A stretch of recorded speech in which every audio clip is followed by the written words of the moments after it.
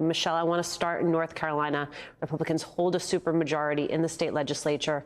They plan to override the governor's veto, impose this 12-week abortion ban, draw a line for us between the anti-democratic practices that give the GOP its supermajority in the first place and the restrictions on repro freedom that we're now seeing.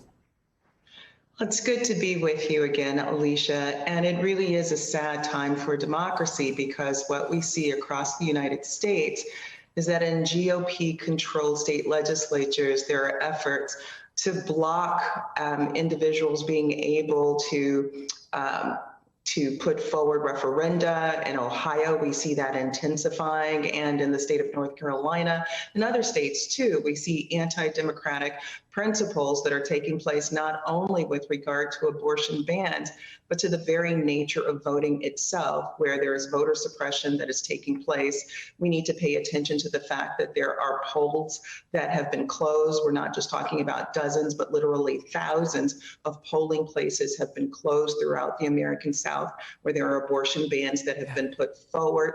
There are challenges that are taking place, even those that are been vetted by the Supreme Court in the state of North Carolina and some others. We've seen very intensive gerrymandering taking place. This, of course, is nothing new, but we do see it being relitigated again in the wake of abortion bans. And as you know, when we come together, I'm always threading the needle about how important connecting the abortion bans are to questions with regard to our American democracy, because it's just a flashpoint. It's not the only thing we should be concerned about. They all stitch together. Yeah, there is an absolutely tragic story out of Texas this week. Police say a 22-year-old man charged with killing his girlfriend after she got an abortion. According to the warrant, the woman traveled to Colorado because the procedure is, of course, banned at 6 weeks in Texas. Her suspected killer disapproved, according to the police. I mean, I worry that this is what you warned us about, right? In terms of intimate partner violence, vigilante justice, when that is what has been sanctioned by the state.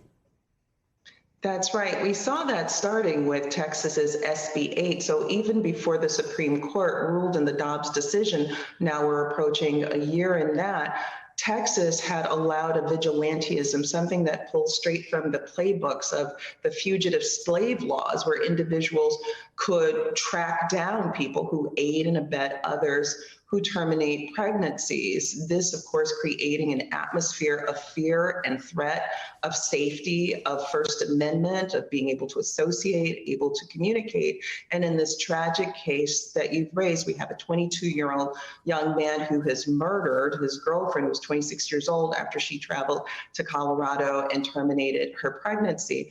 And this is going to scratch the surface. We know the World Health Organization has documented, and so has the CDC, that intimate partner violence intensifies during pregnancy. So between that and then state legislatures enacting laws that prove to be violent in and of themselves, we can only see more threats to women's safety. It's already occurring.